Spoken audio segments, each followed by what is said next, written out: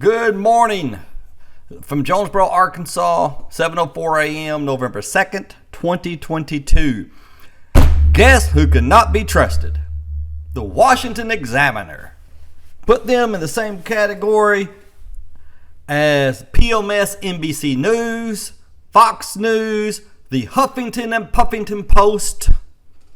None of them can be trusted fully, and a lot of them can't be trusted at all. Zero. So,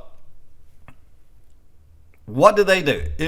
Look at this headline. It was very difficult. Electric vehicle owner took 15 hours to drive 178 miles. First of all, before I even get into this, look how short this is. This isn't even a story. This isn't even a story. This isn't even an op-ed. This is nothing but a headline. That's all the words that can fit into this. That's it. Now, I've never looked at the Washington Examiner. Is this what they do normally? I don't know. I've written op-eds back when we had newspapers. I've written letters to the editor longer than this. I've written notes, not letters, notes longer than this. But anyway, okay, 178 miles to drive 15 hours. It was very difficult. Electric vehicle owner. There's no context here. This headline has no business being here because it is probably 100% true, but it's also complete, utter bull at the same time because it's lacking all kinds of context and you have no... Okay, a Colorado electric vehicle owner called a road trip across the state of Wyoming. Oh yeah, very difficult. After it took 15 hours to drive 178 miles. Skillet used to live in Wyoming and explained that a trip back to the Cowboy state in his electric Nissan Leaf required lots of patience.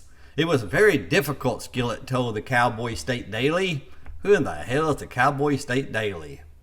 For example, 15 hours to get from Cheyenne to Casper. The distance between Cheyenne and Casper is 178 miles. Just take 2.5 hours. What I've learned from driving this piece of crap. That's the way I would read it. What I've learned from driving this liberal plug-in piece of shit is patience. You need patience. Since the first attempt, he made the trip again, but was only able to cut down to 11 hours. Okay, then right there, why didn't they put 11 hours here? Even though that's bull too. All right, where are we? 11 hours. Let's see. There's some bull crap. Let's see. Where do we leave off this bull crap at? Anyway, yeah, while waiting to charge, he noted that he often spends extra money shopping or eating in addition to the charging cost. So he's going to have credit card debt and he's going to be a fat ass because of this electric car because he's eating too much and spending too much. So there you go.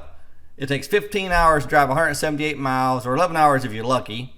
And plus you'll wind up with credit card debt and you'll wind up as a fat ass. That's what they're telling you. Skillet added that the unpredictability of a battery's range causes anxiety because electric vehicle owners must factor in extra distances to charging stations along with hilly terrain and winds that negatively impact battery range. That's not the first part, but this part right here must factor in. That's the only part of this that makes any sense. The whole article. Yes, you have to take wind into account. And I've never said that traveling with an electric car is as easy as traveling with a gas car. It's not. But I guarantee you, in this area right here, there's hardly no infrastructure. And I've always said, look here, he wrote a book. I've always said that electric cars aren't for everybody. They're not. And if you live in this area, Cheyenne, and you need to travel between Cheyenne and what other this is, then you probably need a gas car. You probably do. But they try to make it sound like every EV owner has this experience. Okay, let me see something. How many miles is it to San Francisco?